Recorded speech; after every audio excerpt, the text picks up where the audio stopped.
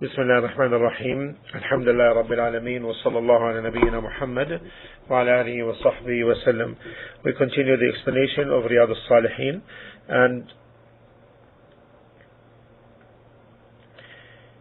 we have reached chapter 3, and we're still on the introduction on sabr, on patience.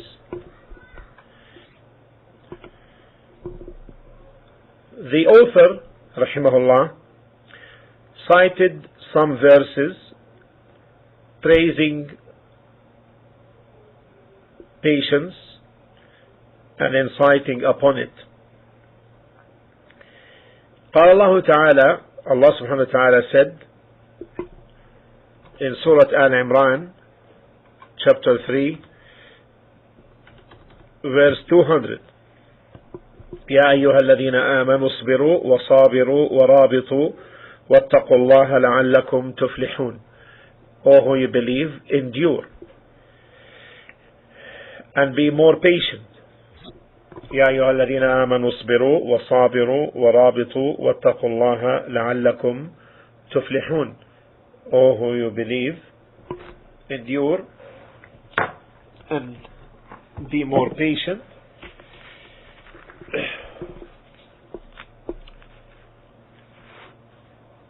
وَرَابِطُوا, and guard your territory by stationing army units permanently at the places from where the enemy has or can attack you, and fear Allah so that you may be successful. So Allah subhanahu wa ta'ala commanded the believers by that which is entailed by being a believer, meaning by faith. 4 commands in this verse. 4 commands. الصبر عن المعصية, refraining from sins. والمصابرة على الطاعة, endurance on obedience. And al-murabata is abundant good and following the good with good. Guarding, this is a reference to the term guarding.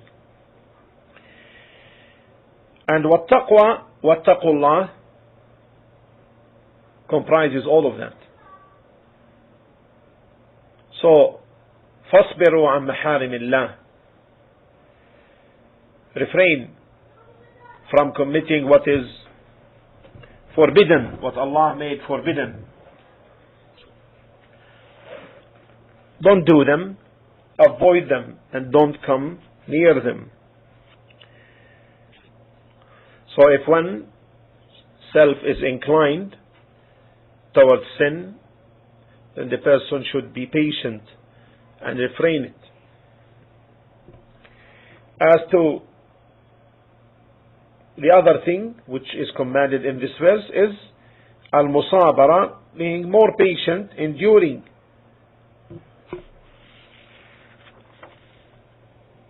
On the obedience to Allah subhanahu wa ta'ala. Because obedience includes 2 methods. An action which the person makes binding upon himself, and the second is a burden on the self itself, because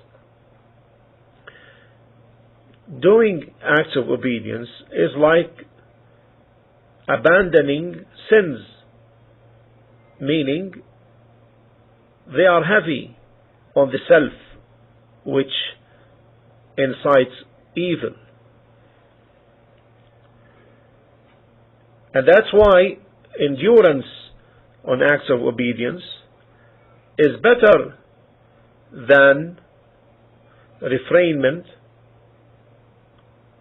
from committing the sin.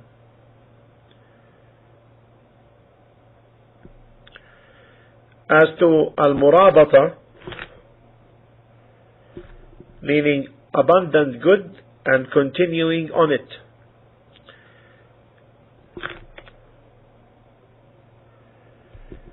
And that's why in the hadith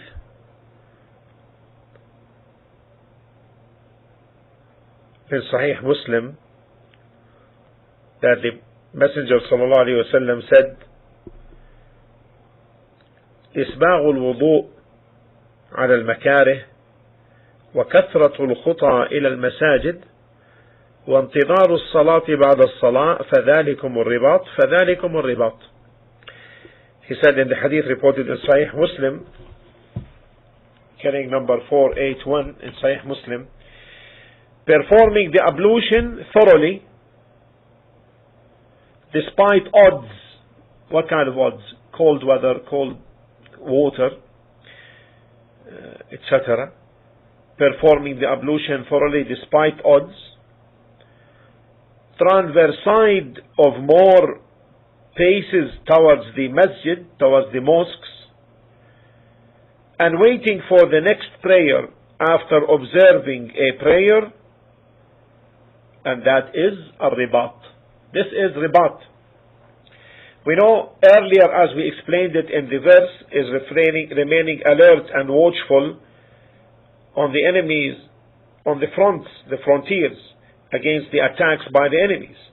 In this context, it means refraining the self, or rather making the self endure the acts of obedience, keeping oneself adhering to the prescribed acts of obedience. So there is continuity. They're performing the ablution thoroughly, and taking these steps to the masajid, and waiting for salah after salah. This is the continuous goodness taking place, and with continuity, one after the other. As to at-taqwa, it comprises all of that has been already mentioned. Because at-taqwa is to do that which protects from the punishment of Allah, against the punishment of Allah, and this means to execute the commands and abstain from the prohibitions. Then Allah subhanahu wa ta'ala in this verse made it clear that establishing these four matters is a cause for success. فقال لعلكم تفلحون. لعلكم تفلحون at the end of the verse, so that you may be successful. What does the term falah, لعلكم تفلحون, what does the term falah mean? Success. What does it mean? This is a comprehensive word that is centered upon two things: attainment of what is sought and what is aimed. Attainment of what is sought, and to be saved from what is feared, and to be saved from what is feared. So this is the meaning of success, al-falah, attainment of what is sought, and be saved from what is feared. So the one who fears Allah subhanahu wa ta'ala, and we ask him to be from them,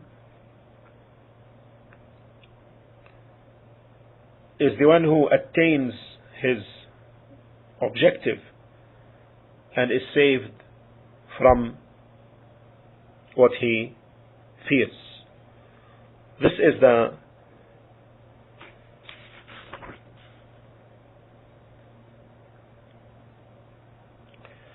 meaning of this verse. Then the author cited another verse, Surah Al-Baqarah 155, and we have explained this thoroughly in one entire discussion, and it is available on the site. قال الله تعالى: ولنبلونكم بشيء من الخوف والجوع ونقص من الأموال والأنفس والثمرات وبشر الصابرين. And certainly we shall test you with something of fear, hunger, loss of wealth, lives and fruits, but give glad tidings to الصابرين, the patient ones. So, وَلَنَبْلُوَنَّكُمْ, and certainly we shall test you. بِشَيْءٍ مِّنَ الْخَوْفِ, بِشَيْءٍ مِّنَ الْخَوْفِ, look, something of fear. Not the entire fear, not fear in its entirety, some. Because the entire fear is destructive. However, here Allah subhanahu wa ta'ala said some. And what is fear? What is fear? Fear means lack of security. Lack of security. And this is greater than hunger in its magnitude. This is greater than hunger. Yes. And that's why Allah subhanahu wa ta'ala mentioned it before hunger in the verse. Something of fear, then He mentioned hunger. Because the hungry person may go out and find and search even for 3 leaves and eat them. But the one who is frightened, the one in a state of fear, وَالْعِيَاذُ بِاللَّهِ, we seek refuge in Allah from this, cannot settle in his home, nor in the market.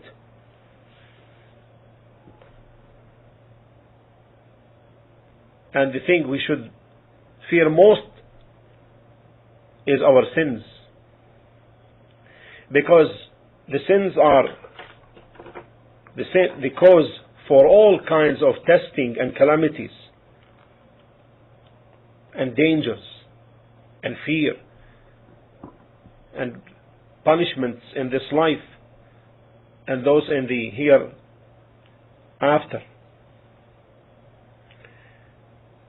Fine. Then Allah subhanahu wa ta'ala said about the second testing, and that is the hunger. Al-ju', hunger. And hunger carries 2 meanings. Hunger carries 2 meanings. The first meaning, that Allah subhanahu wa ta'ala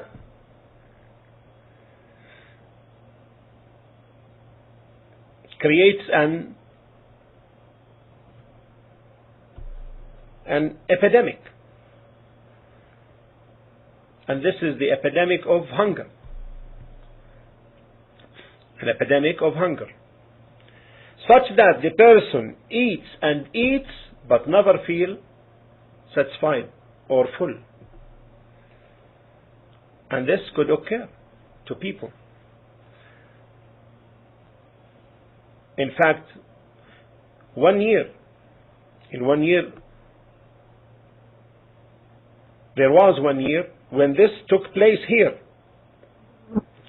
And this year was known as the year of hunger.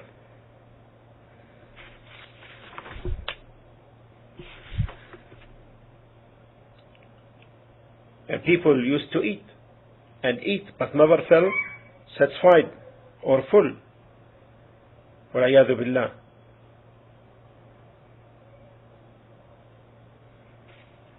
They would eat bread, dates, but never feel full. This is a kind of hunger. The second kind of hunger is drought, famine.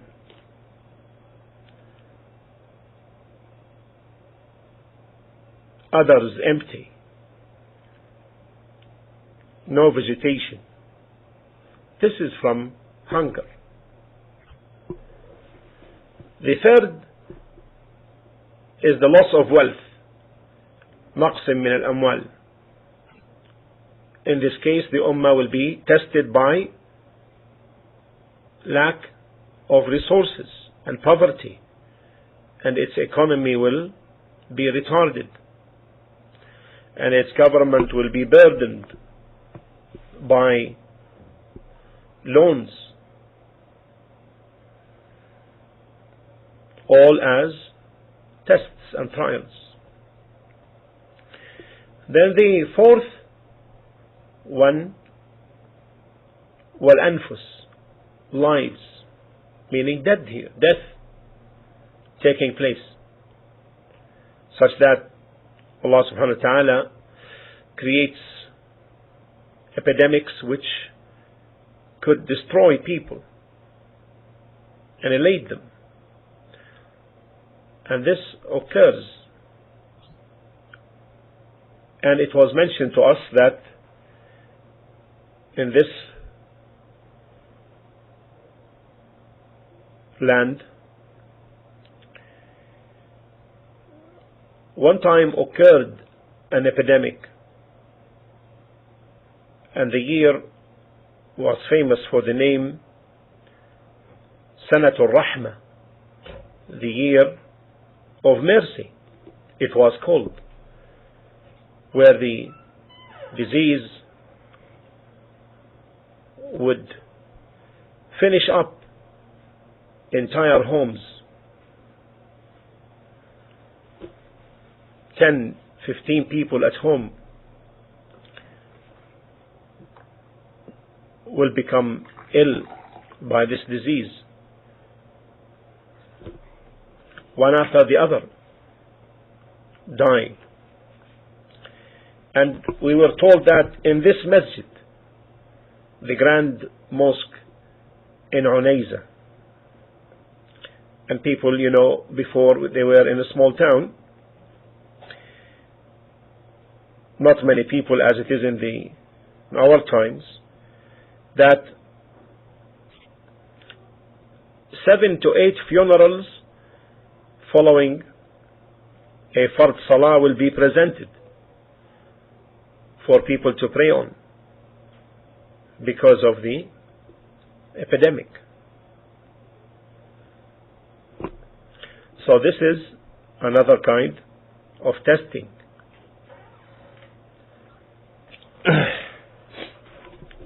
Now, yes, this took place in Unayza here. Now, the next testing it is mentioned in this verse, fruits, meaning there is no hunger, however, the fruits become in shortage, or that its barakah is taken away in plants, in date palms, etc. So Allah subhanahu wa ta'ala tests people by these matters, so that they might return to Him and consider and ponder. So what happens? People respond in different ways, and as mentioned earlier in the beginning of this chapter, some are resentful, and some are patient, and some are content, and some are grateful. as discussed earlier. And all success is from Allah. And we stop here before we go to the rest of the verses. Alhamdulillah Rabbil Alameen. Wa sallallahu ala nabiyyina Muhammad wa ala alihi wa sahbihi wa sallam.